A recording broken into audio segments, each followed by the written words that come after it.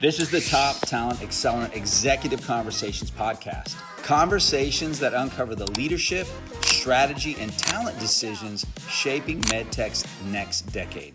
I'm Darwin Shurig, and together we're rewriting what great leadership looks like. Let's dive in.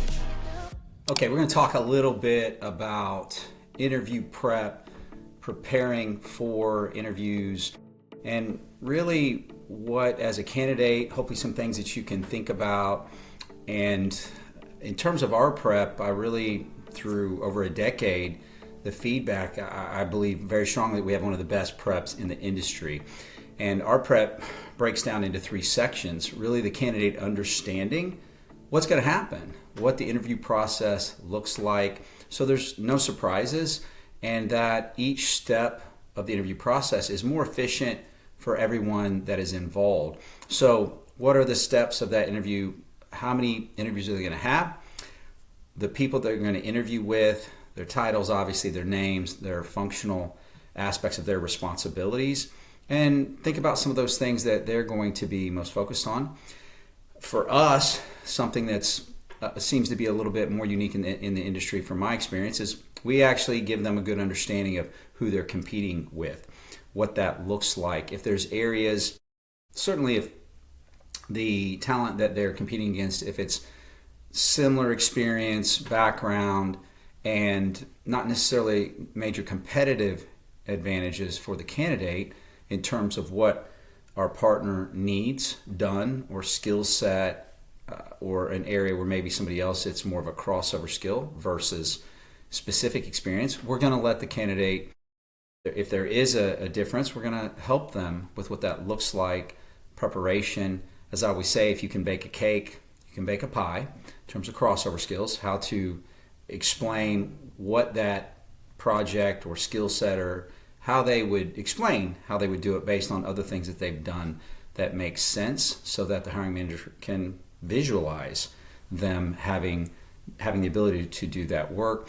If everything's pretty similar across the candidate profiles, then there's not as much to tell there. But them understanding what the process is going to look like, knowing that each step along the way, that how we schedule our debriefs so that the candidate's giving us feedback. And in our system, in Top Talent Accelerant, everything moves in real time, the information, which is really important from a standpoint of efficiency.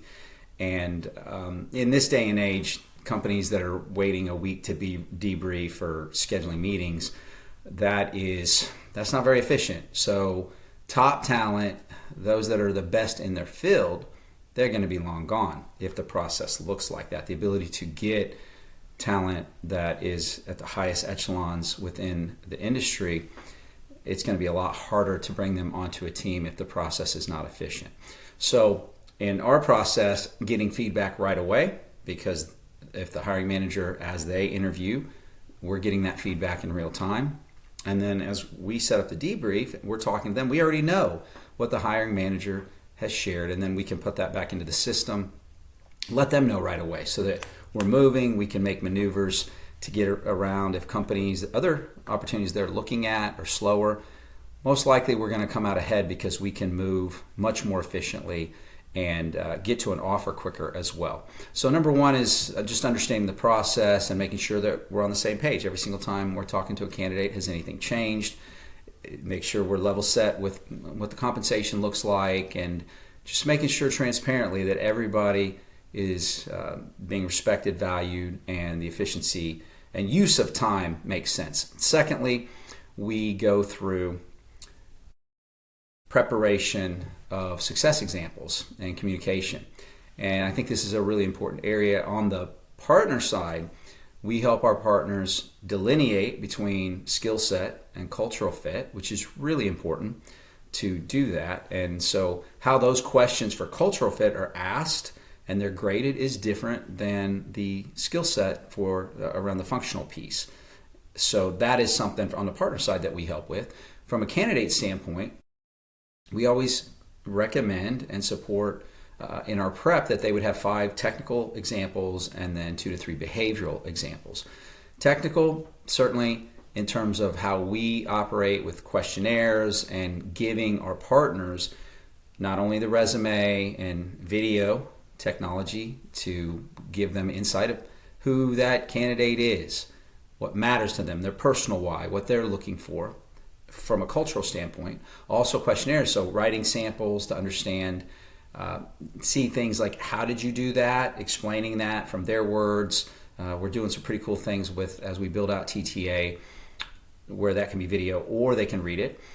And you're getting to test and see from a cultural standpoint from, again, another angle. It's also a validation step on the candidate side, a follow through and making sure, and then how much effort do they put into that questionnaire as well in terms of their success examples and how serious they are. So that's really important. And we go through sharing and showing examples of how those examples should be written out in a certain format and then recorded so that the candidate can listen to their answers. Pace, tonality, professional pause, volume. Are they really, really loud? Are they quiet? All of those things are really good to understand from a communication standpoint. And you get to hear it, what it sounds like with the hiring manager that you're talking to. So that's really important. You can make some adjustments there. One of the key things is how long is it? 2 minutes is kind of the danger Will Robinson warning from my perspective. Most people move out of conversations and you start to lose their attention if the conversation goes too long, especially from an interview standpoint. Everyone is busy and interviews should flow. I like to think of them as if you were getting a cup of coffee with somebody and you're sitting down and how that conversation goes, it should flow. If the hiring manager is talking most of the time, that's not a good thing. However, not necessarily a bad thing for the candidate, though it is a warning sign. It should more flow from that standpoint. Certainly the candidate cannot control the interview process. However, they can lead and guide and they can avoid certain pitfalls of human behavior. And that's a really important thing to understand in terms of repositioning questions and closeout as well. And it differs depending on the person's responsibility that is a part of the interview team. So that's something really important to understand. Behavioral questions, we certainly help coach and customize for our partners that want that on that delineation between the functional skill set and the cultural fit. If somebody is a 12 out of 10 in skills, however, they are not coachable, they're the smartest person in the room, they don't really like people, they're not excited about your mission or your vision or the product, probably shouldn't hire them because all the data shows it's not going to go well. So on the candidate side with that, understanding what somebody's looking for and looking at scenarios where there were challenges and how those were dealt with. And also being open to sharing something where everybody, when it comes to the interview on the candidate side, it's like first date, be in front of your parents, in the principal's office maybe, back in the day, and everybody's trying to be in their best behavior. And so sometimes being able to share something that we didn't do as well at, that maybe we knew something or saw something, but we weren't brave enough or we didn't feel that we had enough clout or seniority to speak in that cross-functional meeting, and it ended up costing the team. Or there could have been a greater yield, there could have been greater benefit, improvement of timeline, whatever that benefit is. So sharing something like, hey, this happened and I see this now and I learned from that. That's a great opportunity to be human. We all learn more from our mistakes than we do our successes, I believe. And so everybody has dealt with that. If we're not learning, then we're not growing. The third part of our interview prep is really around behavioral skill sets and things that derail the interview process, because human nature is not necessarily great when it comes to efficiency for interview. Everybody's busy from a hiring manager standpoint. And adding interviews to that busy schedule, along with that open seat on the team, and especially if it reports directly to them, depending on the level in hierarchy, that person is probably working even harder. And so now you're adding interviews to their calendar, which can be really challenging. And from my experience in corporate America, and then certainly over a decade of helping companies with this, oftentimes the process of identifying talent is not necessarily really efficient. I know for me, when I was in corporate America, I really did not enjoy doing interviews. Unfortunately, for a good part of my career, I didn't look at it the way I should have, because a lot of the times my perception was I was already busy and it was going to be a waste of my time. So not a great attitude to go into it with.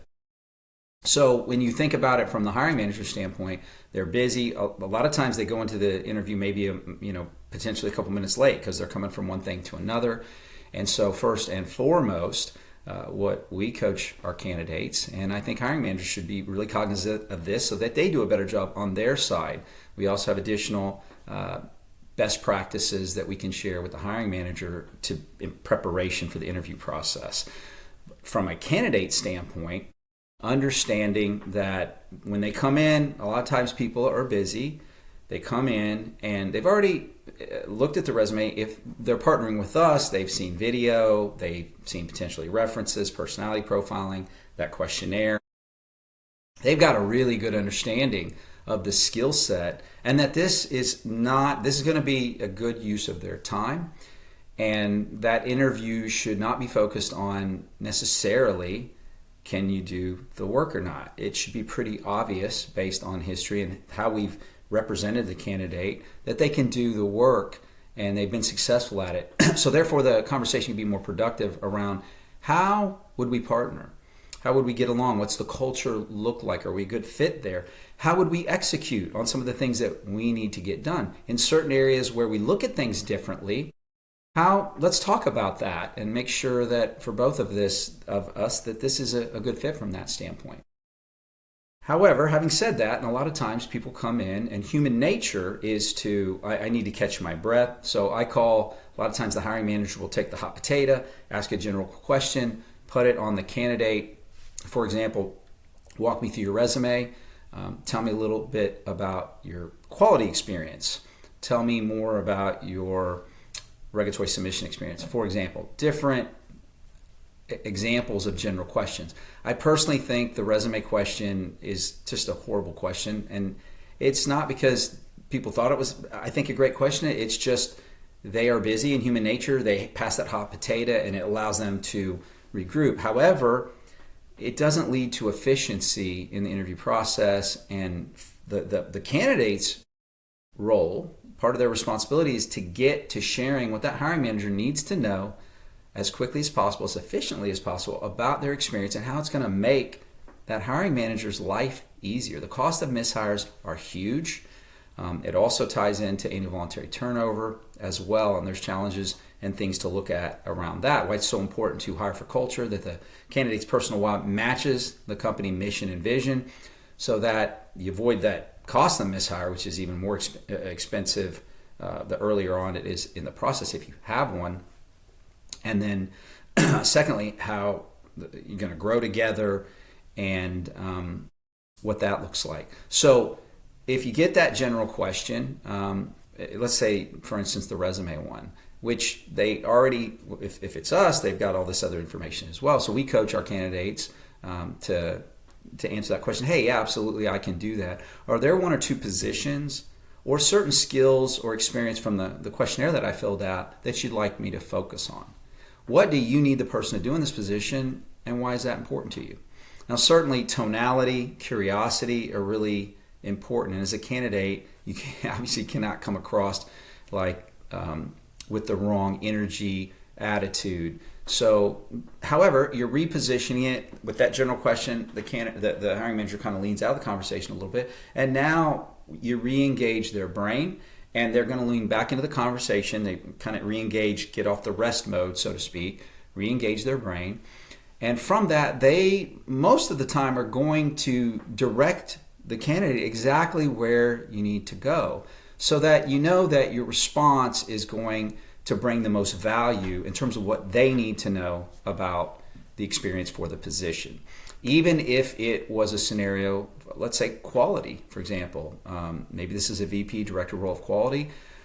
Any of these, the candidate can just answer. And that resume question, I can't tell you how many times I've had candidates that say, wow, I've had answered that question many times, and it goes on, I really don't know what's going on. I'm talking for 7, 8, 9 minutes. That's never good. And it's just not fruitful in the conversation. But let's take quality. And if I was asked that question, yeah, absolutely, I can answer that question. Is there a specific area of quality you'd like me to focus on? Are there challenges going on with the CAPA program?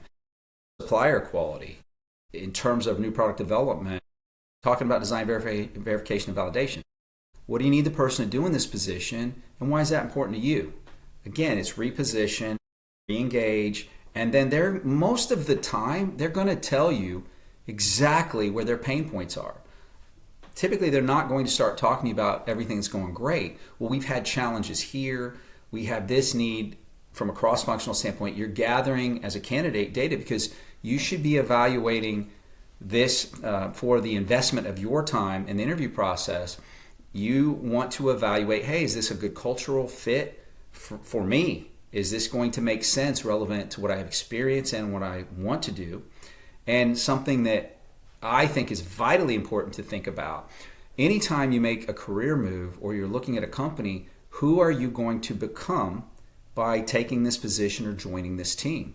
Will you be mentored? Everybody needs to be mentored. What skills that you don't have right now, or projects or areas, will you get to work on and be a part of that would be exciting for you and that would add to your skill set and your overall career profile in the direction that you want to go, you want to grow? And certainly, are you going to enjoy the people that you're going to work with? And are they open to crossover skills? That's really an important thing to understand, along with the culture, the mission, and the vision. If the hiring managers through the process are not talking about the mission and the vision, that is a flag. And we coach our candidates to make sure that they have questions around that to ask and to evaluate and think about how does that fit with their personal why and where they want to take their career. That's really important to understand, because if that's not a focus, then there's a higher chance from a risk standpoint that the candidate goes someplace that's not a good fit for them. From a promotional standpoint, it's important because if the only opportunity is a vertical promotion, that means that the company has to grow and that hiring manager gets promoted, or that department grows, and then there's a position, an expansion of management, or the hiring manager has to leave. So that limits the opportunity for growth. However, if the company is really understands talent, they understand cultural fit and how that ties into annual voluntary turnover, how that ties into retention rates. Annual voluntary turnover is 25% across all industries historically. That means a quarter of the talent is walking out the door every single year, and it's typically not the candidates that the talent on your team, the proto-principal amplifiers as I call them, that are bringing the most value. That you don't want those people to leave. They're the most expensive to backfill, and typically they are their intellectual capital that oftentimes companies don't necessarily do the greatest job of capturing around their teams and projects, walks out the door, and that is a significant opportunity cost and expense. So companies that understand crossover talent and cultural fit and how that ties into annual voluntary turnover, and they have aspects of career ladders, or they're working on aspects of career ladders, tend to have higher employee engagement. They retain their best talent longer, and they typically have greater ROI and profitability, which makes a lot of sense. When it comes to employee engagement, areas and places where people are excited about what they're doing, personal why matches the company mission and vision, and they're excited about the product, what the product does for patients, patient outcomes, positive patient outcomes, patient access, efficiency within the healthcare system, so that saving dollars here, and then that benefits all of us and the ecosystem and our families that are excited about that, and they all work together. They like people, they are coachable, they're open, to not being the smartest person in the room, for example, not an environment that is an echo chamber.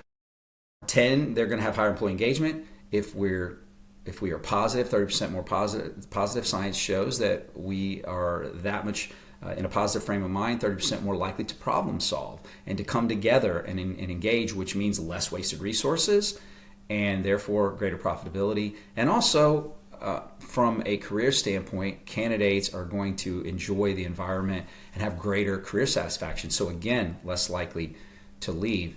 4 main reasons for involuntary turnover, why candidates leave companies based on a lot of data and research, is number 1, they don't have a great relationship with their direct hiring manager. Part of that could be personality clash, relevant to cultural fit and emotional intelligence. However, sometimes data has shown that it's because a company promoted somebody that maybe hasn't been in a leadership position before. The company's not doing coaching and training around leadership skills, empowerment of candidates, how communication goes, reviews. Lack of communication is always a bad thing, tends to be a real problem. Silos at companies, that is a problem. Communication, working together, more check-ins, and making sure everybody's on the same page tends to lead to less wasted resources and greater success. So the second challenge around involuntary turnover, and one study showed that over 50% of candidates that had left for another opportunity, if they had had any productive, fruitful interactions with their hiring manager within the last 3 to 4 months, they probably would have stayed from their perspective. The second thing is that candidates just don't feel appreciated in terms from a culture standpoint. So employee appreciation programs, again, how that ties into career ladders, and communication with the leader and what that looks like, checking in with them, not just on tasks, but also how they're doing, how engaged they feel, are they excited about the work they're doing, what do they want to do? Again, crossover skills. Are there opportunities to move into a different department to use those skills, especially if that candidate is a great cultural fit? The opportunity to take them in another place and you already know they fit the company, they're excited. Too often companies lose talent because they're not open to candidates moving their career cross-functionally into another vertical. They can move horizontally and then maybe get promoted there. And companies, studies show, and there are different reports that show that companies that do that have higher profitability against their competition, and that is a really smart potential way to look at keeping your top talent and also keeping them engaged so they're learning and they're having new challenges. So that's something to really think about from that standpoint.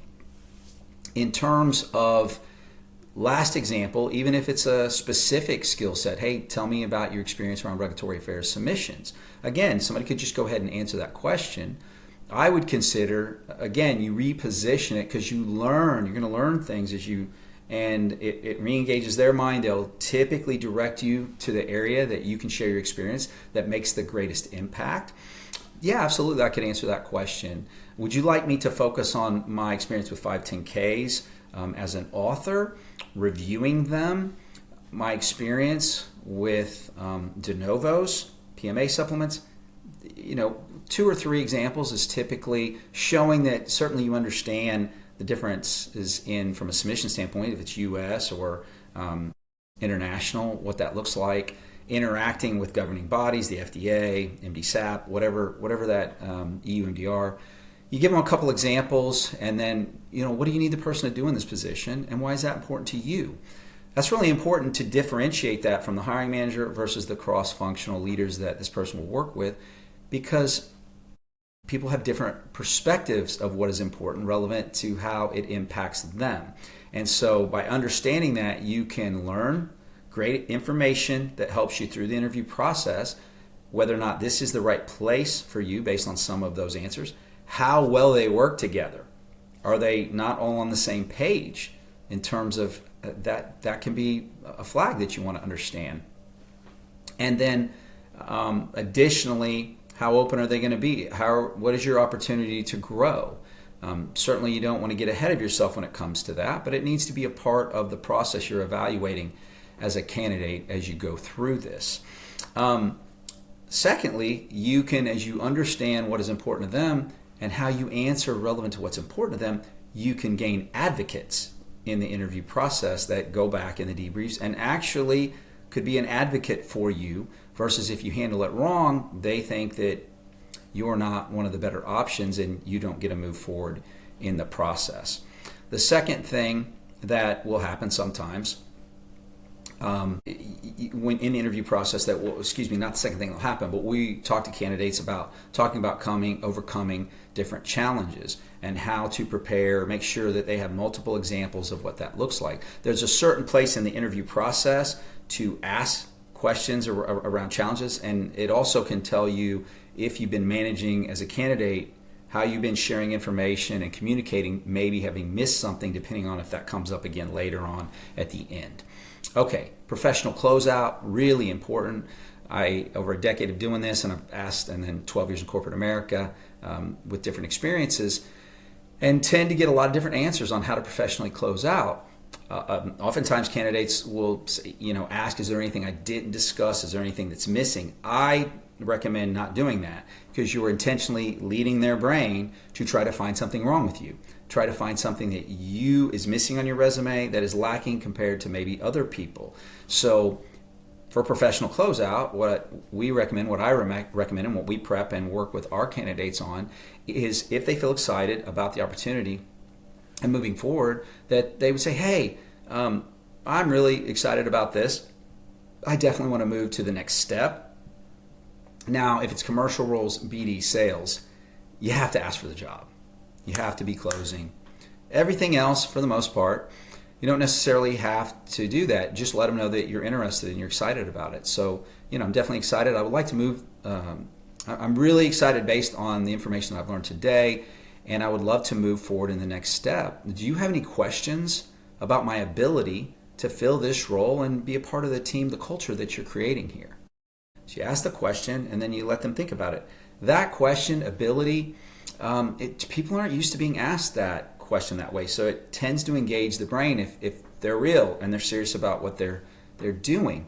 And so they're transparent. They'll think about it if the interview went reasonably well. If the interview didn't go great and there's, the candidates don't like each other there, maybe there's not a good energy, there's just something, it may not matter. They may just try to get it over with. However, typically I find that people are honest. They kind of think about it, engages their brain in a little bit different way, and you tend to get one of three different answers. And the first is, no, I don't have any questions about your ability. And then it kind of depends on their personality, company process, and how they hold their cards to their chest, so to speak.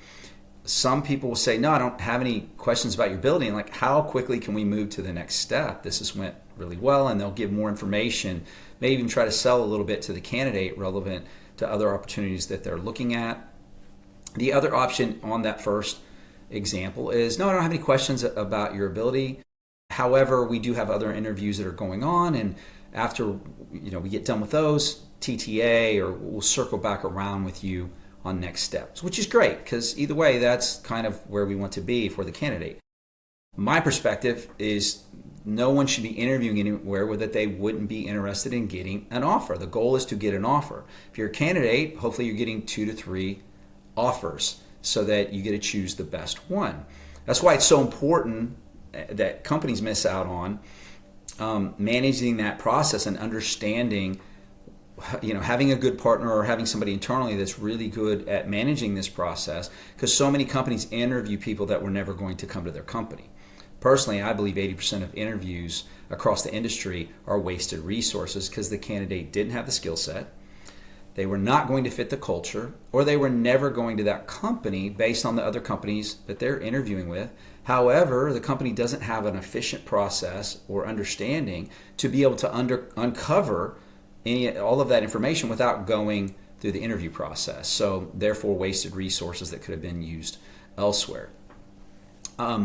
So in terms of the second aspect of this, sometimes the person will ask that question, do you have any questions about my ability? And the person says, yeah, this has been good, but. So what is the but? Typically it's a misunderstanding. It's more likely, I think, to happen from my experience with the non-hiring manager who is not as experienced with some of those specific skill sets, some of the more intricate details potentially, and who knows what the but is. From my experience, a lot of times the but, and humbly, we're really good at targeting, messaging, and we don't reach out to people that aren't a good fit. So my goal, and when you look at the TTA process and how comprehensive it is, I expect my partners, they shouldn't come back and say, hey, we're not going to interview the person because something's misaligned. From that standpoint, I expect them to interview them, and that we manage the process up front with all the experience and doing this, that certainly they would want to move forward in the interview based on the targeting and the data and the rules of engagement, so to speak. So a lot of times, from my experience, it's a misunderstanding or something. Sometimes it's even a skill they didn't even talk about, but there's a preconceived notion. So let's say it was around quality management system integration, for example. This would be great. However, it would, we need somebody that has more experience with this. And this candidate is prepared. They've got their different success examples. And because they answered it the right way, what happened? They uncovered something, a misunderstanding. And if you don't uncover these last two, if you don't uncover the misunderstandings, if you get the first, that's great. If you don't uncover the misunderstanding, the interview went great. I've seen this happen many times with candidates for other opportunities, or they were coached and we went through this, but then they didn't follow through with it in the interview. And so they think the interview went great. They're telling me all these different things. Talk to the hiring manager. Yeah, we're not going to move them forward. Well, why not? Well, because they didn't have this experience or that experience. Well, they did have it, in the questionnaire, this in the resume. Well, sometimes I've had hiring managers say, well, they didn't do a very good job of speaking to it, or we had a hard time peeling back the onion with different questions. So maybe they just didn't prepare well enough. I've seen people with great experience, a lot of things are going on, and it just didn't go well, or the candidate is maybe earlier in their career and either they didn't prepare or they get nervous. And so if you don't uncover it, then what happens is 2-3 weeks later you get that email, hey, thank you so much for your interest. However, we're moving forward with candidates and more specifically fit the experience we're looking for. And the candidate's saying, what? Like, the interview went great. I'm a great candidate. I have this and this. However, that's not the perception that was given to them. So it's really important to uncover it. Let's say it was around remediation, and now we work and partner with the candidate to say, oh, I'm sorry. I must have not done a very good job of speaking to that because I have quite a bit of experience around there. For example, now they get to pull out one of those success examples that they worked on and share it. And now you re-engage that particular stakeholders. You re-engage them and you make it go away, and now you're still in the conversation to move forward. So the other thing about that is that's a great opportunity. If that happens, now you potentially have gained an advocate, because the way that conversation ends with that repositioning, they're re-engaged and they're going to remember that. So it can come into your advantage when they go back to do the debriefs. You could actually have that person being an advocate for you relevant to the hiring manager and other team members. The third thing that can happen is the hiring manager, being very transparent, thinks about the question, says, well, no, I don't have any questions about your ability. In a perfect world, they're being honest, we'd hire somebody that maybe we don't have to relocate, or we hire somebody that they actually have this specific product category experience. This is a crossover skill set. Maybe it's, for example, somebody we helped one company in the IVD industry hire multiple people that came from other product categories. They'd never actually done regulatory submissions or interacted with the FDA or governing bodies relevant to IVD products. But they had strong experience around biomedical or testing or chemistry, and the complexity of it was interesting to them to be able to take those skill sets and apply them in a different area. So we helped them fill out a department about 4 years ago, a particular company. So maybe the person says, we hire somebody that has actually done this with that particular product. Sometimes we'll have people in electrical scenarios, program management, that maybe come from automation and controls, things like that, firmware. Maybe they come from a different industry. They haven't been in medical, and they move over into that. And the person says, we hire somebody that already has understanding of FDA and risk management, ISO guidelines, IEC, relevant to medical. They're being honest. However, I don't have any questions. Great. That's a great opportunity in that situation. It's neutral. They already knew it, and they still wanted to interview you, so that's great. And then we prep and coach our candidates in that situation. Say, hey, I completely understand. I'd feel the same way if I was in your position. However, that's really why I'm really excited about this opportunity, because my experience in A and B, I think could bring, that I have that ability that I could bring this to the team, and I also get to learn about this, get my hands in more things. And so you take a couple of those things and then you take that from neutral and potentially get them leaning forward and getting excited, and again, potentially being an advocate. Typically, if that's the type of situation, it's a harder role to fill as well. Those are kind of the three main categories that we help our candidates with in our prep. I would also share that from a general preparation, that all candidates, that we have them go get prepared 4 to 8 questions around the company, understanding the industry, where the industry's going, a couple of things around the company that have happened recently and where they're headed, and then certainly questions around the department, cross-functional areas, products, and their opportunity to grow, what that looks like. It's important where those questions come up in the interview process. You don't want to be asking about getting promoted on the first one any more than you want to be asking about their short-term disability benefits on that first interview.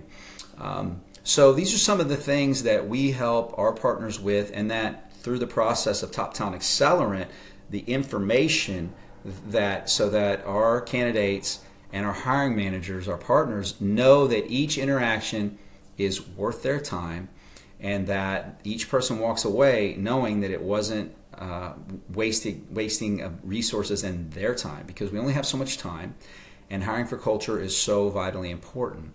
So we would love to partner with you if you find this information values a candidate. Certainly when we have roles, this is part of the process that we help to get prepared, and from a communication standpoint, to make sure that it's worth your time. And if you have key critical needs positions or need to hire leadership, we'd love to help you hire leadership that fits your culture, so you can avoid the cost of a mishire, have higher employee engagement, less wasted resources, and that it's a success for everybody involved.